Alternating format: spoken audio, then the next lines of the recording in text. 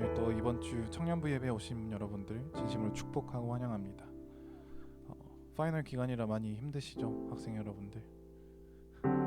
이번 주부터 시작한 걸로 알고 있는데 저도 준비하느라 많이 힘듭니다. 저희 이럴 때 마음이 힘들 때 마음이 힘들어서가 아니라 주님을 찬양하는 것에 기뻐서 저희가 이 자리에 모여서 주님을 예배하는 것이라고 믿겠습니다. 저희가 예배에 들어가기 전에 마음을 정돈하기 위해서 조금이라도 잠시 같이 기도하는 시간이 있었으면 좋겠는데요. 마음의 정돈을 하면서 이번 주가 아무리 바빴어도 정말 우리가 주님을 내 삶의 주인으로 모시고 살았는지,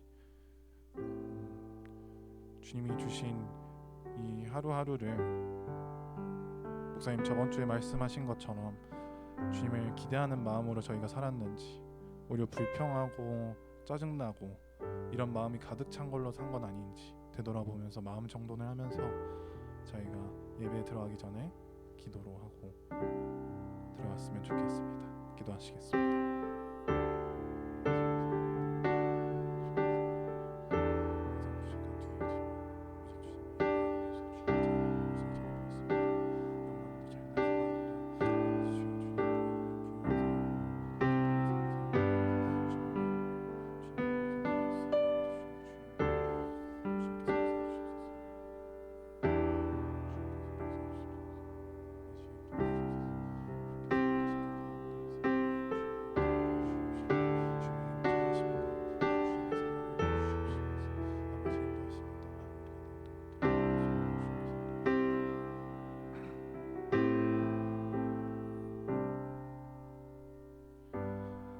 다 같이 기도하겠습니다. 사랑의 하나님 감사합니다. 저희가 이 가운데 또 시험 기간 가운데 또 12월 가운데 주님 오시기를 바라면서 하루하루를 살기보다는 어떻게 보면 저희의 불편함과 짜증을 토대로 저희의 마음을 다 털어내면서 불평만 하면서 살아왔던 것 같습니다. 아버지, 하지만 이 자리에서는 오직 주님만 기억하게 하여 주시옵소서. 주님만 오직 높이 영광 받게 하여 주시옵소서. 저희가 모든 것에 앞서 주님을 생각하게 하여 주시옵시고, 또한 주님을 찬양하는 것과 예배 드리는 것이 정말 나의 삶에 기쁘고 나의 삶의 오직 한 가지 목적이라고 고백하면서 나아가는 저희 청년부가 되게 하여 주시옵소서. 주님 오신다는 것을 너나도 기쁘고 항상 그것에 대해서 임마누엘이라는 그 단어 한마디로 주님께서 함께 계시는구나, 너무나도 사랑하셔서 예수님께서 보내셨구나라고 생각하면서 살아갈 수 있는 저희가 되게 하여 주시옵소서. 너무나도 사랑하고 감사합니다. 예수님의 이름으로 기도합나이다. 다 같이 일어나셔서 찬양하시겠습니다.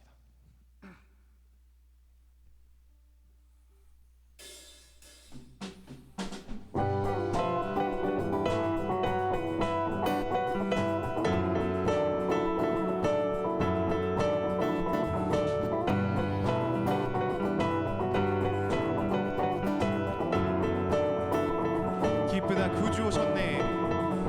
기쁘다 구주 오셨네. 맘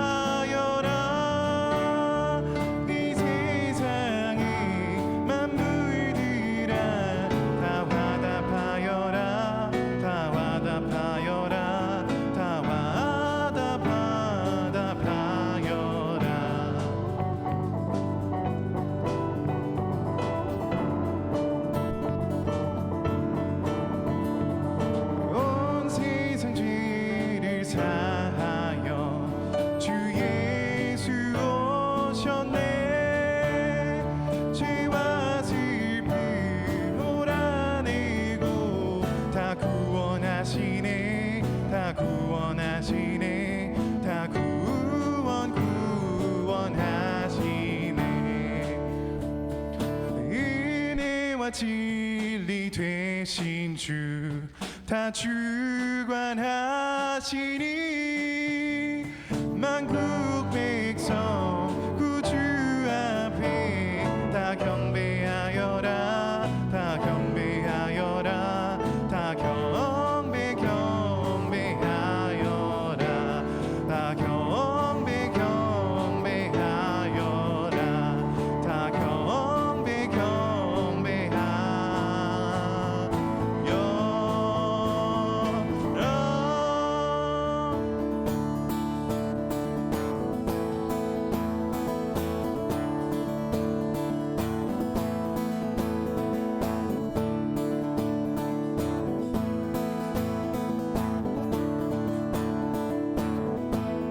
새벽 이슬 같은 주의 청년들이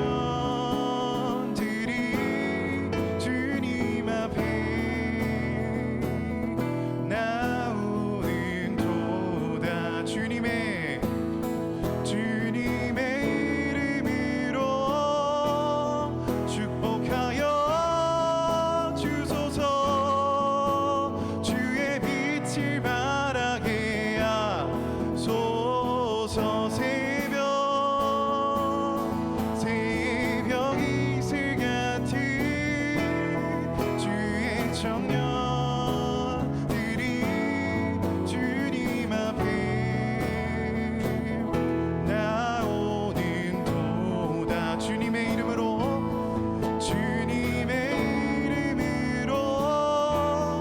축복하여 주소서 주의 빛을 바라게 하소서 아버지여 당신의 의로 부르소서 예수님이여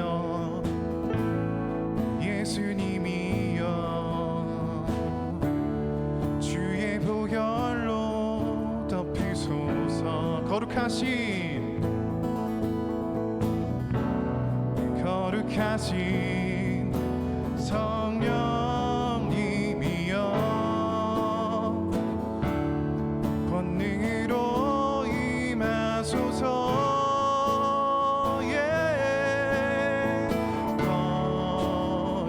거룩한 옷을 입고 즐거이 헌신하는 주님의 백성들에게 주여 함께 하소서 새벽 이슬 같은 주의 청년들이 주님 앞에 나오는 도다 주님의 이름으로 축복하여 주소서 주의 빛을 바라게 하소서 새벽 이슬 같은 주의 청년들이 주님 앞에 나오는 도다 주님의 이름으로 축복하여 주소서 주의 빛을 바라게 하소서 주의 빛을 바라게 하소서 주의 빛을 바라게 하소서 할렐루야.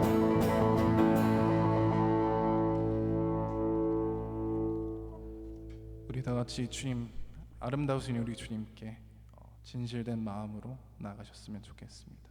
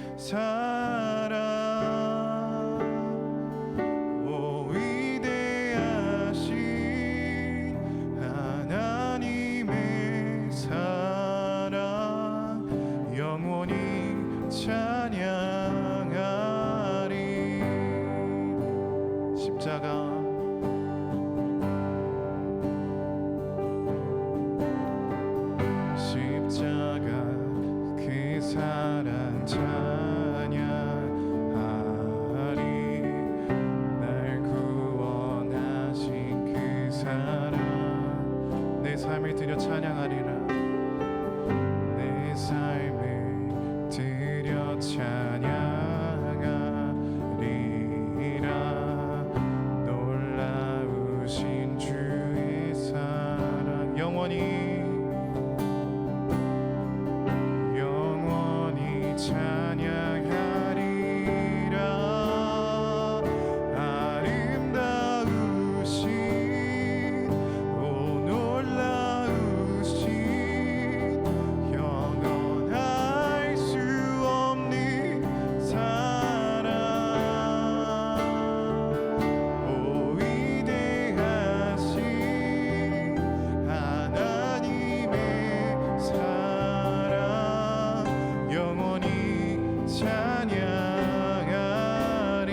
아름다우신 오 놀라우신 영원할 수 없는 사랑.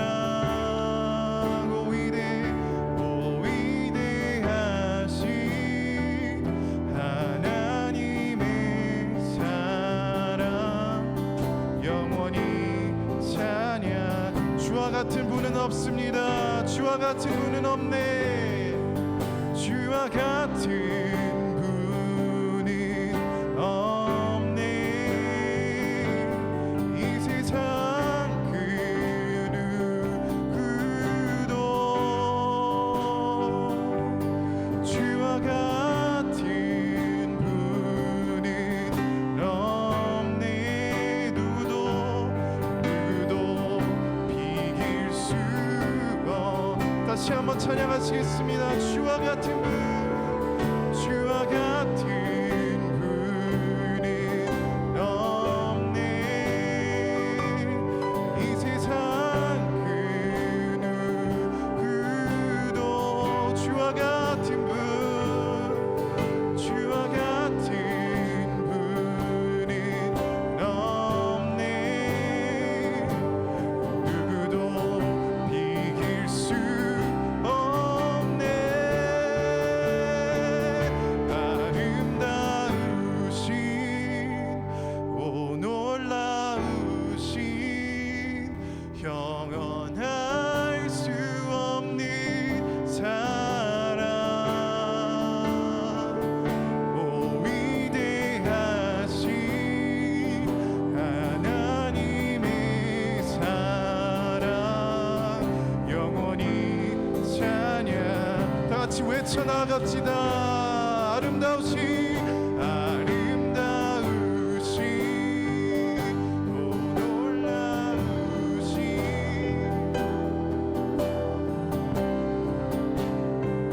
사랑. 오 위대하신 하나님의 사랑 영원히 찬양하리. 밤이나 낮이나 어제나 오늘도 영원히 주만 찬양해.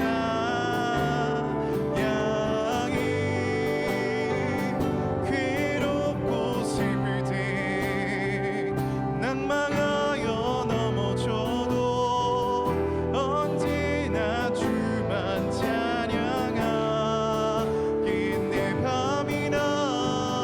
밤이나 낮이나 어제나 오늘도 영원히 주만 찬양해. 괴롭고 슬플 때 낭망하여 넘어져도 언제나 주만 찬양하겠네.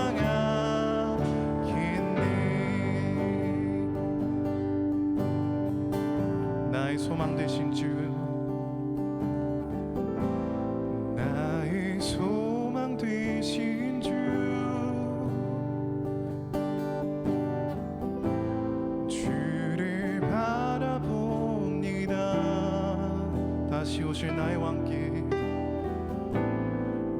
다시 오실 나의 왕 예수, 주를 기다립니다. 기쁜 마음으로 찬양합시다. 나의 소망, 나의 소망 되신 주, 주를 바라봅니다. 주를 바라봅니다. 우리의 시선은 다시 오실 나의 왕 예수, 주를 기다립니다. 밤이나 낮이나 언제나 오늘도 영원히 주만 찬양해. 정말 괴롭고 힘들어도 낭망하여 넘어져도 우린 오직 주만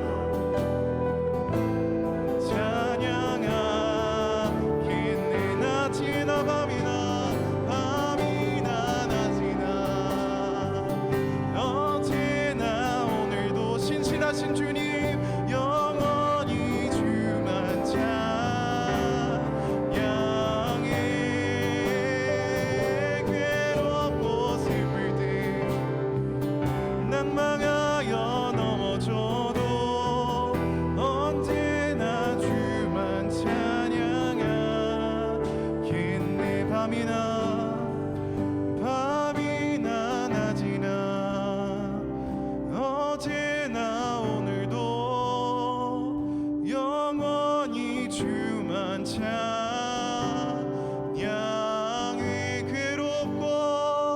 괴롭고 슬플 때 낭망하여 넘어져도 언제나 주만 찬양하겠네.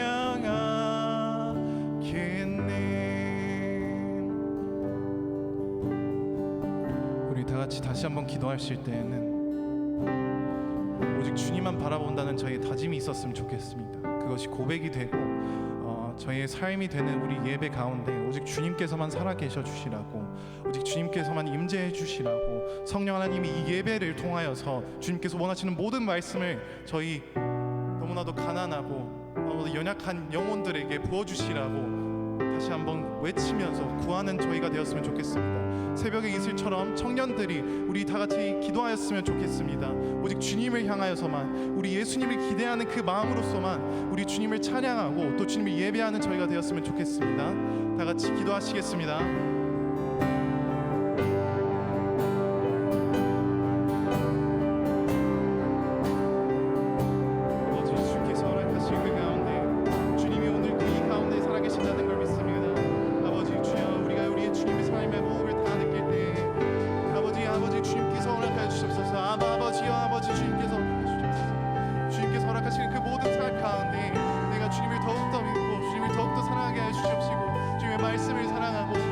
말씀의 모든 것들이 내 삶의 진리감으로 나아갈 수 있도록 인도하여 주시옵소서. 오직 주님만 사랑하게 해주시옵시고, 오직 주님만 사랑하고 오직 주님께만 고백하며 나갈 수 있는 저희 청년들이 되게 하여 주시옵소서. 예배를 주님께서 받아 주시옵시고 성령 하나님께서 인도하여 주시옵소서.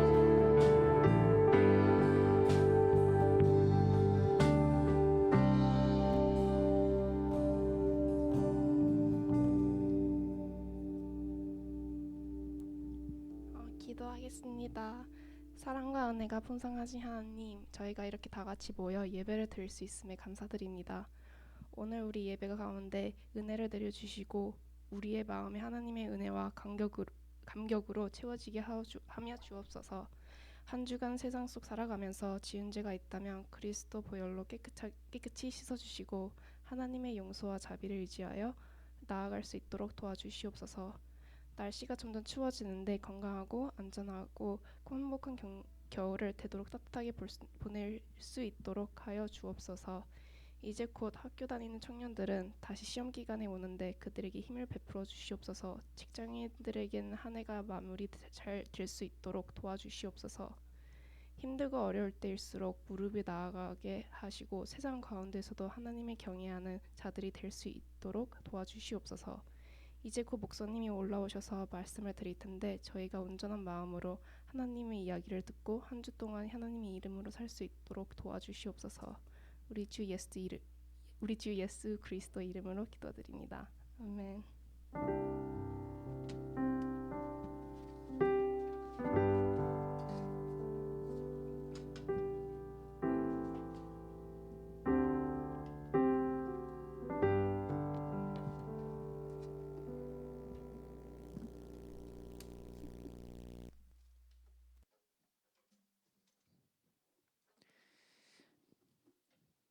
우리 오늘 성경 말씀은 마태복음 1장 1절과 그리고 또 우리 18절부터 21절까지 우리 읽도록 하겠습니다. 신약 성경 마태복음 1장 1절 그리고 18절에서 21절까지 우리 한 절씩 번갈아 가면서 읽겠습니다. 안 넘어갔는데 한 번만 넘겨주세요. 네. 아브라함의 후손이며 다윗의 후손인 예수 그리스도의 족보입니다.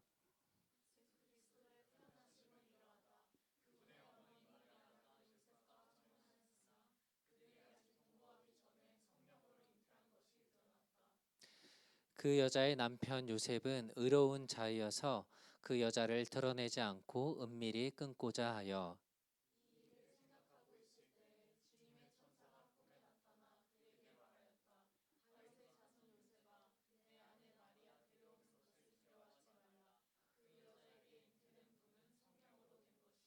함께 읽겠습니다. 그 여자가 아들을 낳을 것이니 그분의 이름을 예수라고 하여라. 이는 그분께서 자기 백성을 그들의 죄에서 구원하실 것이기 때문이다. 아멘. 우리가 오늘도 계속해서 우리 예수님에 대해서 함께 좀 배우려고 합니다. 오늘 제목이 예수 그리스도인데 이 이름에 담겨진 뜻이 있는데요. 여러분들의 이름을 한번 좀 물어볼까요? 여러분의 이름의 뜻을 알고 계시나요? 네. 잘 모르는 사람들도 있을 수 있죠. 제 이름 처음 보신 분 없죠? 자, 제 이름 희용인데요. 한자예요. 이게 차이니즈 캐릭터로 이제 만들어진 이름인데 희자가 뭐냐면 빛날 희자입니다. 그리고 용은 드래곤 용이에요. 그래서 이름의 뜻이 뭐냐면 빛나는 용이에요. 네, 빛나는 용이 되어라. 그래서 저희 부모님이 이렇게 빛나는 용으로 이름을 좀 닮았나요? 자, 이렇게 이름을 지어 주셨어요. 여러분들의 이름도 한번 좀 물어볼게요. 또 자기 이름 뜻 아시는 분? 수아. 네. 여호수아의 수아래요. 그래서 리더가 되어라. 그런 이름이 네. 또 자기 이름 뜻 아는 분 있어요? 민진. 네. 헤아릴 민의 별진. 그러면은 별을 헤아리라. 이런 분이세요. 자, 아시겠죠? 자, 여러분. 네. 그러니까 이름이 사실 대부분의 요즘 이제 여러분들까지만 해도 이제 이런 이름의 뜻을 굉장히 중요하게 생각하고 이름을 지었는데 그러니까 옛날 어른들을 보면은 이제 이름이 굉장히 중요하다 그래서 한 글자 한 글자에 이런 의미들을 담아서 이름을 짓습니다. 성경에 나오는 이름들도 사실 그런데요. 아무렇게나 만들지 않고요. 굉장히 그 이름들의 의미들이 다 담겨져 있어요. 우리 여기 다니엘 있나요? 다니엘. 네, 다니엘 많죠? 성경에. 다니엘 이름 뜻이 뭐예요? 네. 저는 그냥 다니엘이에요. 자, 다니엘은 하나님은 우리의 심판자이시다라는 뜻을 갖고 있어요. 뭐 또 성경에 나오는 이름 중에 사라. 좀 옛날 이름이긴 하지만 사라는 뭐냐면 프린세스입니다. 또 뭐 잘 많이 쓴 데이빗. 데이빗 있어요? 여기? 데이빗 저기 계시는 거예요. 데이빗 무슨 뜻이에요? 네, 데이빗은 사랑받는 자예요 라는 뜻을 가지고 있고요. 이번에 우리 에스더 연극할 때 나오죠? 에스더는 누구예요? 에스더 누구예요? 자, 에스더는 스타라는 뜻을 갖고 있어요. 별이라는 뜻을 갖고 있어요. 네, 별입니다. 네. 그래서 이런 성경에 나오는 이름들도 굉장히 중요한 뜻들을 다 가지고 있는데 오늘 설교의 제목이 이제 예수 그리스도예요. 예수 그리스도 많이 듣던 이름이죠. 많이 들어본 이름이죠. 굉장히 중요한 뜻을 가지고 있는데 오늘 한번 여러분들이 얼마나 또 예수님에 대해서 이 이름에 대해서 잘 알고 있는지 한번 알아볼게요. 우리 마태복음 1장 1절이 이렇게 시작합니다. 아브라함의 후손이며 다윗의 후손인 예수 그리스도의 족보입니다. 라고 시작을 하고 있어요. 여기서 족보라고 빨간색으로 칠해진 이 단어는 헬라어로 그러니까 에이션 그릭으로 보면은 이게 게네시스라는 단어예요. 그래서 게네시스 어디서 많이 들어보지 않았어요? 뭐랑 비슷하지 않아요? 네, 제네시스랑 비슷하죠. 맞아요. 이게 영어 창세기 제목이 제네시스인데 이제 구약 성경을 이게 창세기를 헬라어로 번역하면 그냥 게네시스가 돼요. 헬라어로. 그러니까 똑같은 단어를 지금 사용하고 있어요. 족보라는 단어를. 그래서 이 게네시스가 어떤 뜻을 갖고 있냐? 탄생, 뭐 기원, 오리진, 뭐 이런 뜻을 가지고 있거든요. 그러니까 예수님의 족보를 얘기하면서 지금 게네시스라는 단어를 썼다라는 것은 마치 하나님이 세상을 처음 만들 때에 창조라는 단어를 써서 세상이 시작되는 것을 알렸던 것처럼 예수님이 이 땅에 태어나신 것이 새로운 세상이 지금 시작되는 것이다라는 의미를 담고 있어요. 이 예수님이 세상에 이제 오면서 시작된 또 다른 새로운 세상에 예수님의 지금 조상 뭐이라고 할 수 있는 사람들의 누구를 두 사람을 얘기하고 있냐면 아브라함과 다윗을 이야기를 합니다. 자, 아브라함과 다윗.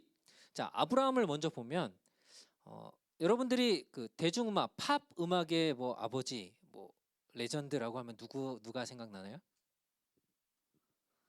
여러분 찬양만 들어서 지금 팝을 안 들어서 잘 모르시죠? 뭐 예를 들면 뭐 비틀즈나 아니면 뭐 퀸이나 아니면 뭐 댄스 음악의 뭐 레전드라고 하면 누가 할 수 있을까요? 네, 마이클 잭슨이나 뭐 이런 사람들이 있을 수 있겠죠. 아브라함은 이스라엘 사람들이 생각하는 자신들의 조상들의 완전 레전드인 거예요. 이 사람을 빼놓고는 생각할 수가 없는 거예요. 그래서 하나님을 이야기할 때도 아브라함의 하나님이라고 항상 이들은 얘기를 해요. 아브라함의 하나님, 야곱의 하나님, 이삭의 하나님 하면서 아브라함을 제일 첫 번째로 둘 정도로 굉장히 중요한 사람으로 생각합니다.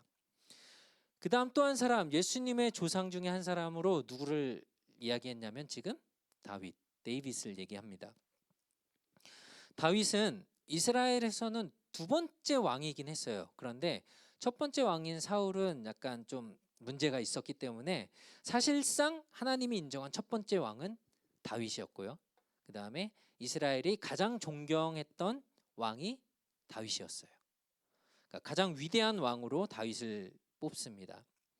그리고 하나님이 다윗 왕과 이런 약속을 하셨는데요.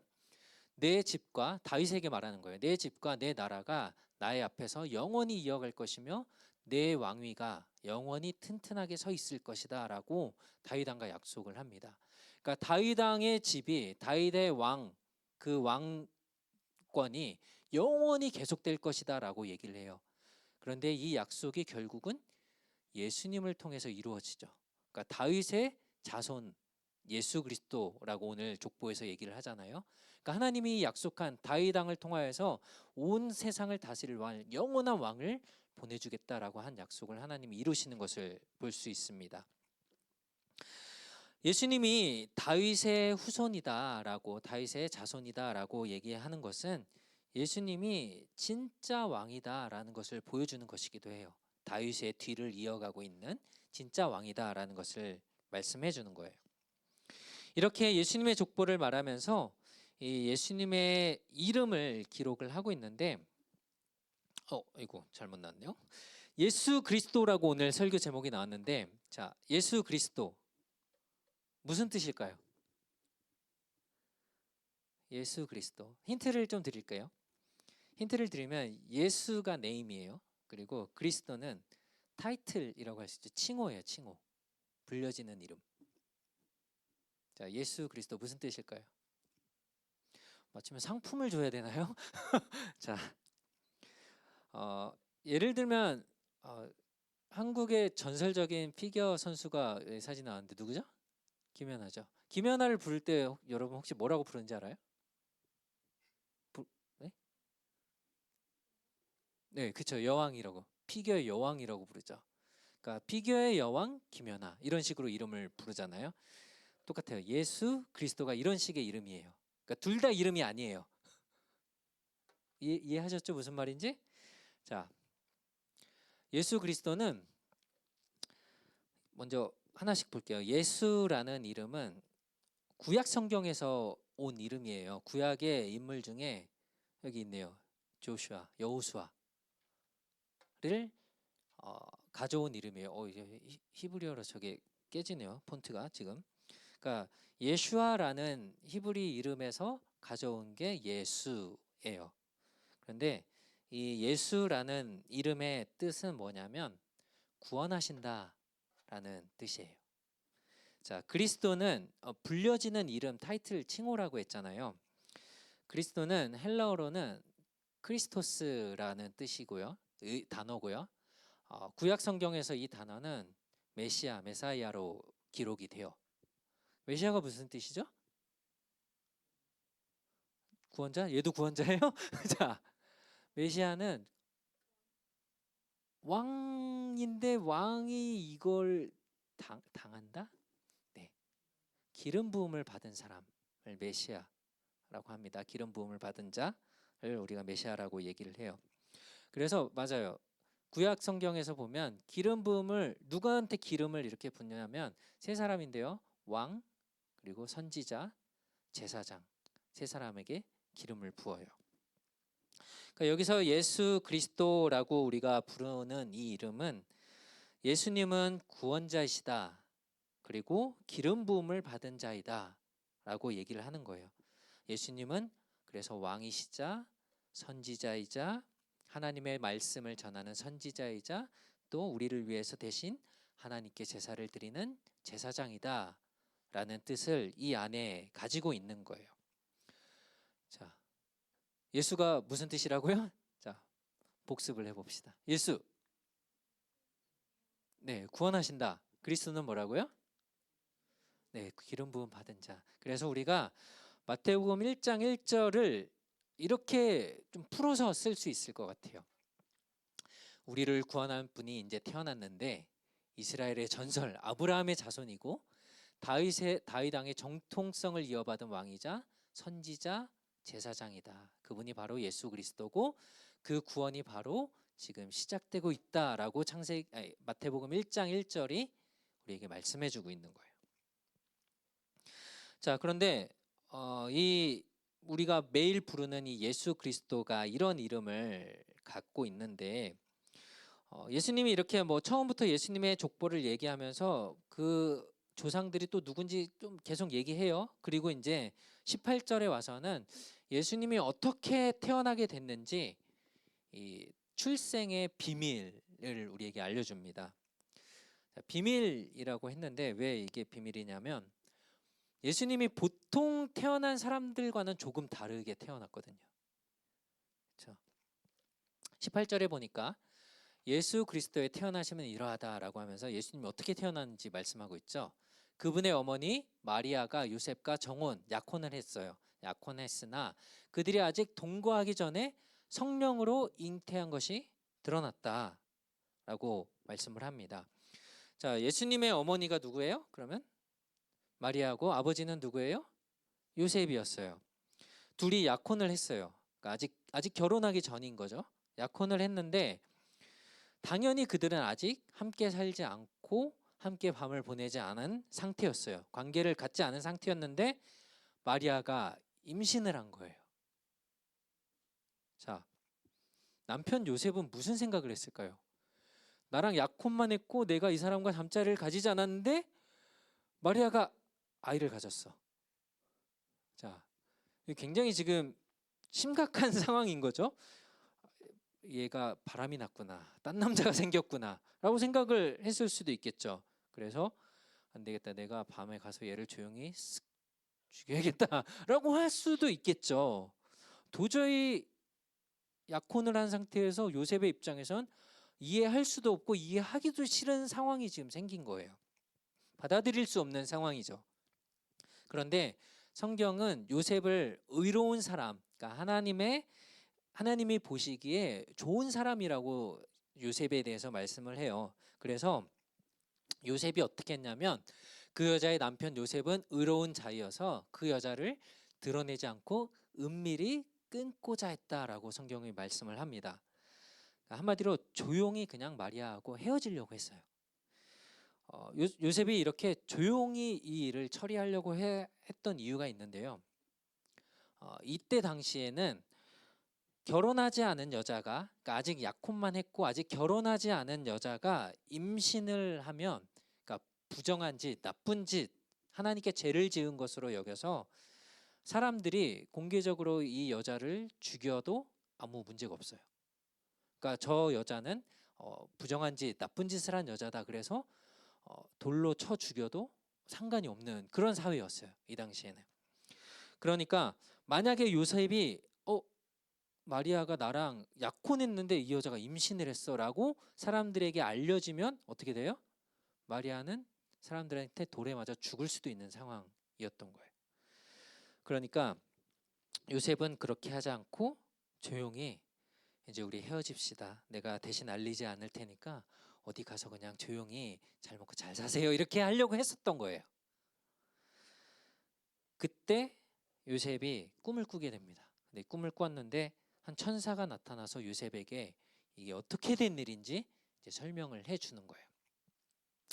천사가 나타나서 요셉에게 이렇게 얘기합니다. 다윗의 자손 요셉아, 내 아내 마리아 데려오는 것을 두려워하지 말아라. 그러니까 아직 결혼하지 않았으니까 이 여자를 데려와야 되는데 이게 겁나는 거예요. 요셉은 두려워하지 말라. 그 여자에게 잉태된 분은 성령으로 된 것이다 라고 얘기를 해줍니다. 약혼만 했는데 지금 임신을 한 이 약혼녀를 멀리 하려고 했던 요셉의 마음을 하나님이 아셨던 거죠. 그래서 천사를 통하여서 너 무서워하지 마, 괜찮아. 어떻게 이런 일이 생긴 것인지 이제 천사가 설명을 해주고, 마리아가 임신을 한 것은 어떤 다른 남자와 이상한 짓을 한 게 아니고 성령으로 잉태된 거다라고 설명을 해준 거예요. 그런데 요셉은 아마 성령으로 마리아가 아이를 갖게 되었다라는 것을 정확하게 이해하지 못했을 수도 있어요.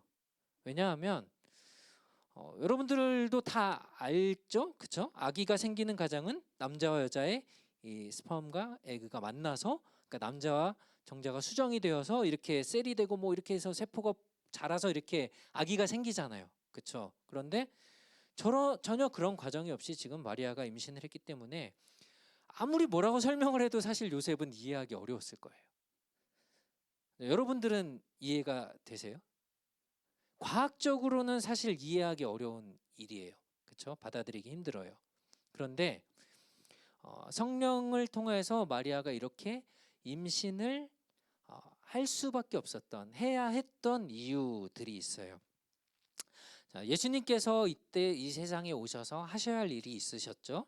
21절에 보면은 그 여자가 아들을 낳을 것이니 그분의 이름을 예수라고 하여라. 이는 그분께서 자기 백성을 그들의 죄에서 구원하실 것이기 때문이다. 그러니까 예수님은 오셔서 뭘 하셔야 됐냐면 백성들을 죄에서 구원하셔야 됐어요. 그렇죠? 백성을 죄에서 구원하실 분이 바로 예수님이었는데요. 자, 죄에서 구원을 하신다라는 것은 이미 인간들에게 죄가 있기 때문에 이것들을 해결해야 되는 분이 예수님이라고 얘기를 하는 겁니다. 자, 죄가 어떻게 시작됐는지는 아마 다 아실 거예요. 아담과 하와가 하나님이 명령한 따먹지 말라고 했던 선악과를 먹으면서 인간의 죄가 시작이 됐어요. 그렇죠? 하나님은 죄가 있는 사람과는 함께 할 수가 없습니다. 그렇죠? 이 죄가 하나님을 더럽히면 안 되니까 하나님은 죄를 끔찍하게 멀리 싫어할 수밖에 없었어요. 그래서 아담과 하와, 죄가 있는 아담과 하와를 에덴에서 내쫓았습니다. 에덴에서 쫓겨났다라는 말은 이제 더 이상 하나님하고는 함께할 수 없는, 하나님과 관계없는 사람이 되어버린 겁니다. 그런데 그렇다고 하나님께서 그러면 사람을 완전히 그냥 버리거나 완전히 포기한 것은 아니었어요. 지금 당장은 죄 때문에 함께할 수 없지만 내가 언젠가 너희와 다시 함께할 거야. 너희들 다시 사랑하는 관계로 다시 불러들일 거야 라고 약속을 하시고 하나님은 그 계획을 실행하셨어요. 하나님과 다시 함께하기 위해서는 없어져야 될 게 있었어요. 그게 뭐죠? 죄가 없어야 돼요. 죄가 없어져야만 하나님과 다시 함께할 수 있게 됩니다. 그래서 구약에서 하나님께서 이스라엘 백성들을 만나실 때 사용한 방법이 뭐였어요? 죄가 있는 사람을 만날 수 없으니까 이 죄를 없애려고 무엇을 죽였죠? 동물들을 죽였어요. 제사를 드렸죠. 그래서 동물을 잡아서 그 피를 쏟고 그것을 태워서 사람의 죄를 대신해서 이 동물들이 죽게 만든 거예요. 그게 제사였어요. 하나님과 만나는 방법이었습니다. 그런데 이렇게 동물을 죽여서 죄를 용서받는 것은 계속 반복을 해야 되는 거예요. 그렇죠? 영원히 계속 반복해야 됐는데 이 동물들도 그냥 아무거나 되지 않아요. 제일 깨끗하고 어떤 흠집이 없어야 되고 제일 좋은 동물을 하나님께 계속 드려야 됐습니다. 그래서 이 동물이 계속해서 죽여서 반복이 되어야 됐는데 하나님은 이것들을 이제 해결하시길 원하셨던 거예요. 이렇게 동물로 죽여서 하는 방법 말고. 그래서 이 죄를 해결하기 위해서는 원래는 사람이 죄를 지었기 때문에 누가 이 죄값을 받아야 되냐면 사람이 받아야 합니다. 그러려면 누구를 죽여야 되냐면 죄를 지은 사람을 죽여야 돼요. 자, 하나님이 죄에 대해서 이것들을 잘못을 용서할 수 있는 방법을 주셨는데요. 신명기에 보면 이렇게 말씀을 하고 있어요. 내 눈으로 불쌍히 보지 말고 생명은 생명으로, 눈은 눈으로, 이는 이로, 손은 손으로, 발은 발로 갚아라. 그러니까 하나님은 그 죄를 지은 대로 그대로 갚으시는 분이신 거예요. 그러니까 사람이 죄를 지었기 때문에 원래는 사람이 그 값을 치러야 됐어요. 그러니까 사람의 죄를 용서하려면 사람이 필요해요. 근데 그렇게 하면 사람이 죽으면 하나님과 다시 만날 수가 없잖아요. 그렇죠? 무슨 말인지 이해되시죠? 사람을 하나님이 사랑하셔서 다시 만나고 싶은데 이 죄를 지은 사람이 죄를 용서받기 위해서 사람을 죽여버리면 다시 만날 수가 없잖아요. 그래서 하나님께서 사람이 필요했지만 그러나 한 가지 조건이 더 필요한 죄가 없는 사람을 필요로 했습니다. 아담의 후손은 전부 다 죄인이었죠. 그렇죠? 아담이 죄를 지은 다음에 태어난 사람들은 전부 다 죄인이에요.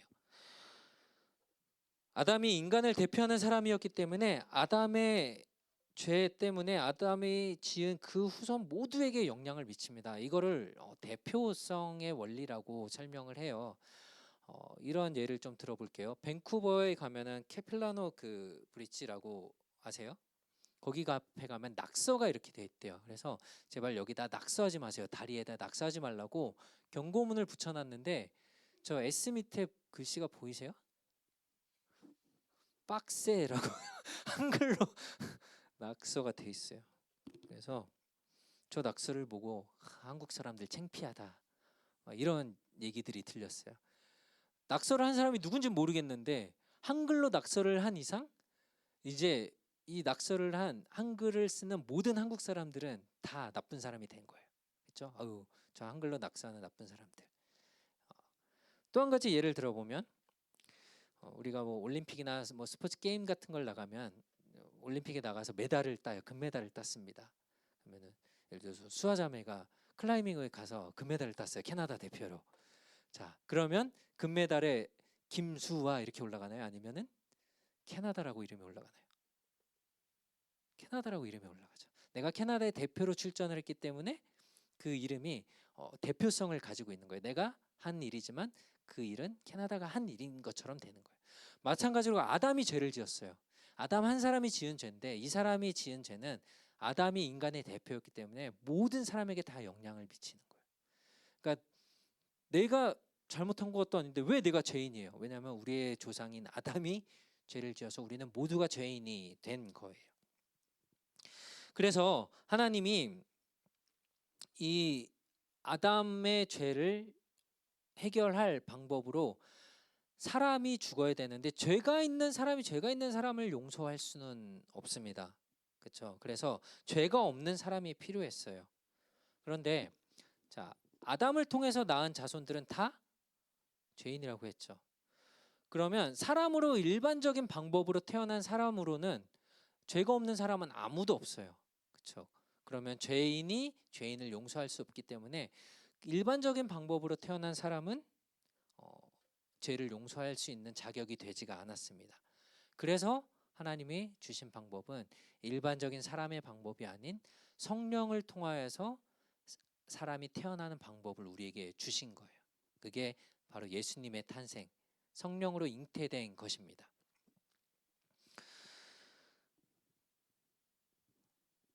이렇게 하신 이유는 자기 백성을 구원하시려고 하나님은 스스로 인간의 몸을 입고 이 땅에 오시기로 결정하셨어요. 이 세상의 모든 종교는 신이라고 불리는 존재들은 자신을 위해서 신을 위해서 사람들을 희생시킵니다. 신이 더 높임을 받고 신이 더 위대한 존재가 되기 위해서 신은 절대로 자기를 희생하지 않아요. 사람들을 희생하고 다른 것들을 통하여서 신이 높임을 받게 만듭니다. 그런데 하나님은 자신이 만든 피조물인 이 사람을 위해서 자신을 희생해서 하나님이 이 땅에 내려오셨어요. 이게 세상의 다른 종교들과는 비교할 수 없는 부분이에요. 모든 영광을 다 버리고 이 땅 가운데 인간의 몸을 입고 오신 분이 바로 예수님이셨습니다. 하나님은 원래 눈에 보이는 분이 아니시죠? 그래서 하나님은 시간을 초월하시고 공간에도 어느 한 공간에만 묶이지 않는 분이시죠. 그런데 인간의 몸으로 이 피지컬을 입고 오셨다라는 말씀은 이제는 더 이상 시간과 공간을 뛰어넘을 수 없는 연약한 사람이 되었다라는 뜻이에요. 이제는 물리적인 이런 제한을 받을 수밖에 없게 됐습니다.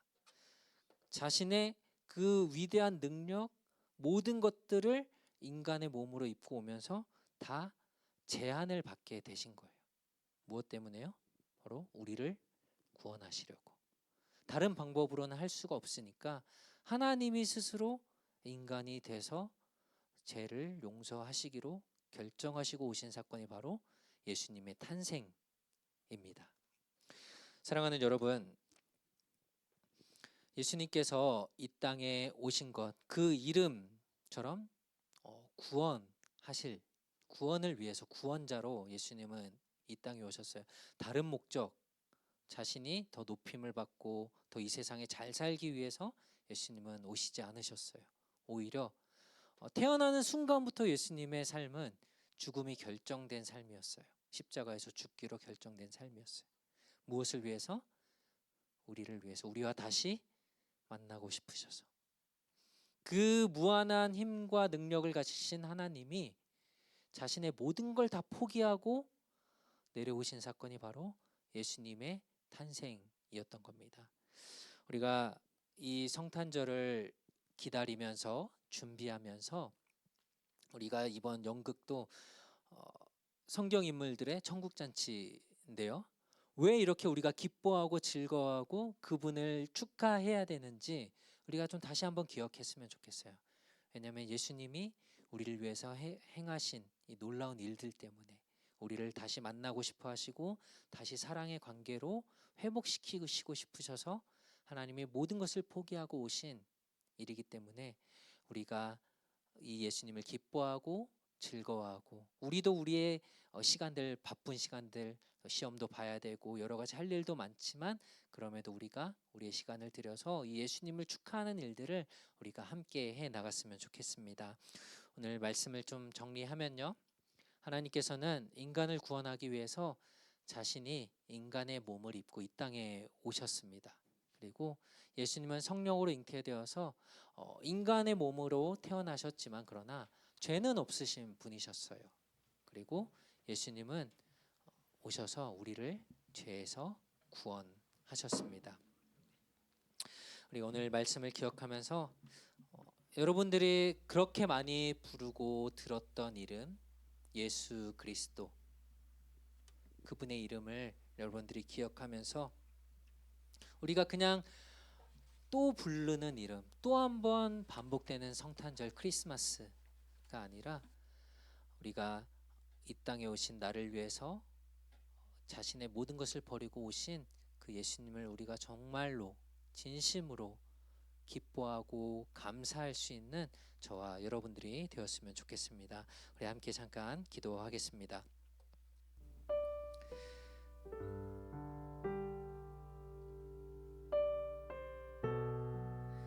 하나님은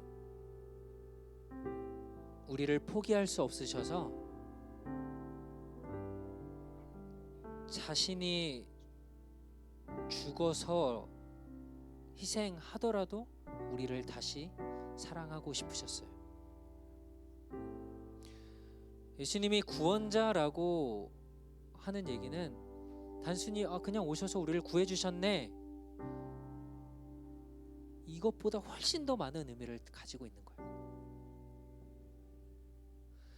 메시아라고 하는 그리스도 안에 담겨있는 이 기름 부음을 받은 자, 왕이시고 제사장이고 선지자, 가장 높은 자리에 있는 분이 그것들을 다 버리고 포기하면서 우리를 구원하고 싶으셔서 자신이 직접 이 땅에 오시고 십자가에서 죽는 것을 선택하신 분이신 거예요. 우리가 그분을 기억하면서 예수 그리스도, 우리의 구원자이시고 기름 부음을 받은 우리의 왕이신 그분을 우리가 높여드리며, 주님, 우리를 위해서 이 땅에 오시고 우리에게 구원의 계획을 준비해 주셔서 감사합니다. 우리가 주님께 감사하며 우리의 모든 것을 드리는, 또 우리도 주님을 위해서 우리의 마음과 우리의 전심을 다해서 주님을 기뻐하는 우리들이 될 수 있게 해달라고 우리 같이 한번 기도하겠습니다. 하나님 감사합니다. 우리의 구원자 되신 주님, 예수 그리스도께서 우리의 왕이시고 우리의 전부이신 우리의 생명이신 주님이심을 우리가 기억합니다. 하나님은 우리를 포기할 수 없으셔서 우리를 너무나도 사랑하셔서 하나님 자신이 직접 이 땅에 오시고 하나님 우리를 위해서 그 모든 것들을 버리고 하나님 인간으로 이 땅에 오셨습니다. 하나님 죄 있는 우리를, 하나님의 사랑을 받을 자격이 없는 우리를 위해서 주님께서 우리에게 오셨고 그 모든 것들을 포기하면서까지 하나님 우리를 구원하시려고 이 땅에 오신 그 예수 그리스도를 우리가 기뻐하며 즐거워합니다. 하나님 우리의 왕이신 주님, 하나님 우리가 무엇이냐 이처럼 사랑하시고 하나님 우리를 구원하시고 그 삶을 인도하여 주시는지 하나님 우리가 주님께 감사하며 나아가 우리의 삶이 되게 하시옵소서. 하나님 나 같은 사람도 사랑하시는 주님, 하나님의 마음을 우리가 알기로 원하오니 하나님 우리를 도와주시고 우리를 긍휼히 여기시고 하나님 우리에게 주의 은혜, 우리의 구원자 예수 그리스도를 우리가 찬양합니다. 예수 그리스도의 그 이름이 얼마나 위대하고 고귀한지 우리가 다시 한번 기억하길 원합니다. 이 땅의 왕으로 오신 주님, 우리를 구원하시기 위해서 오신 주님, 우리가 날마다 그 이름을 송축하며 그 이름을 높여드리길 원합니다. 하나님 우리에게 하나님의 사랑을 베푸시고 긍휼을 베푸시고 은혜를 베풀어 주시옵소서.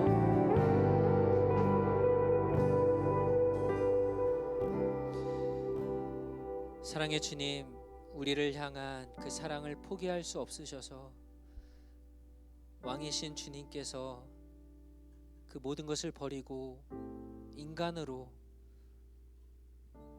이 땅에 오시고 그 백성을 구원하기 위해 오신 그 주님의 그 사랑에 우리가 감사하며 나아가길 원합니다. 하나님, 나 같은 사람을 위해서 내가 무엇이기에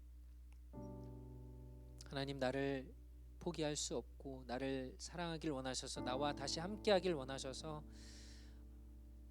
하나님이 이 땅에 인간의 몸으로 예수님으로 오셨는지 우리는 그 하나님의 그 큰 사랑을 다 이해할 수 없습니다. 하나님, 우리를 사랑해 주시고 우리를 구원하시기 위해서 이 땅에 오셔서 감사드립니다. 우리가 이 성탄절 크리스마스를 준비하면서 예수 그리스도 우리를 구원하실 자 기름 부음을 받은 그 왕이신 주님을 우리가 높여드리며 축하하며 감사하는 이 계절이 될 수 있도록 도와주시고 온전히 우리가 주님만 기뻐하며 우리의 왕으로 오신 우리를 구원하시기 위해서 오신 그 주님께 감사하며 그 주님의 이름을 최고로 높여드리는 우리들이 될 수 있도록 도와주시옵소서. 이제는 우리 주 예수 그리스도의 은혜와 하나님 아버지의 한없는 사랑과 성령의 교통하심이 이 땅의 구원자로 우리를 구원할 구주로 오신 그 예수님을 기뻐하며 즐거워하며 축하하며 감사하길 원하는 우리 사랑하는 모든 주의 청년들 머리 위에 이제로부터 영원토록 항상 함께 있을지어다. 아멘.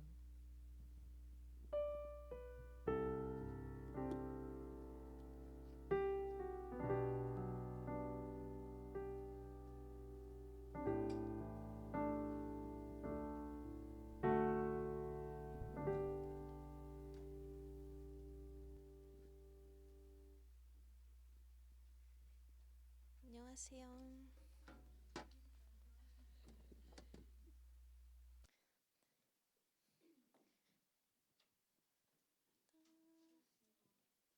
이번 주 광고입니다. 오늘 예배 후에 성탄 발표 계속해서 연습할 건데 여기 스케줄 있어요.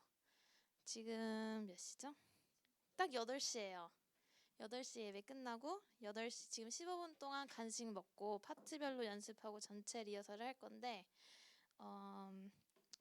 여기 대본을 바꿔서 지금 새로 줄 거거든요. 그래서 8씬이 있는데 1부터 4는 저희 파트 8시 15분 되면 여기서 모이고 4부터 8은 아니지 5부터 8은 저 뒤에 복도에서 만날게요. 그리고 연습 안 하시는 분들은 저희 뒤쪽이나 방에 가시면은 저희 소품 만드는 거 같이 도와주시면 감사하겠습니다. 그리고 저희 은혜 품은 도시락 내일인데 잊지 마세요. 그 내일 에카에 12시까지 오시면 되는데 여기 청년부 단톡방에 수아나 제가 방 번호 알려드릴게요. 그쪽으로 오시면 되고 아침 일찍 오셔서 같이 공부하고 싶으신 분들은 같이 공부해도 되고 아니면 12시에 시간 맞춰서 오셔도 되고 편하신 대로 오시면 됩니다.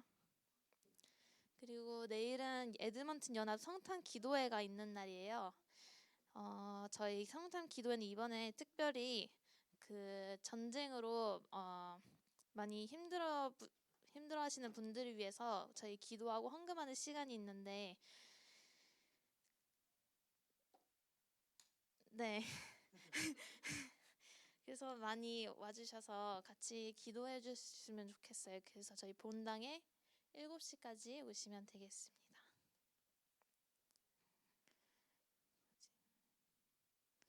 그리고 저희 22일은 다다음 주일 거예요. 다다음 주 금요일은 저희 청년부 예배는 따로 없고요. 셀 예배로 할 건데 그래도 여기 같은 시간으로 여기 오시면 돼요. 식사가 유초등부 슬립오버 할 때 같이 먹어도 된다고 하셔서 6시에 식사를 같이 해도 되는데 하실 분들은 이제 조셉 오빠가 올려주는 톡방에 폴에 투표를 하시면 돼요. 그래서 이제 올려줄 거예요, 재석 오빠가. 지금 저희 그 봉사해 주시는 분들께서 인원수 파악이 필요해서 저희 다음 주까지 해주시면 될 것 같아요. 그리고 이번에 Year End Party 파티를 저희 12월 29일 날 계획되어 있어요. 이번에는 EM이 계획하고 준비해서 아직 저희가 많이 그 자세한 내용들은 모르지만 추후 광고될 예정입니다.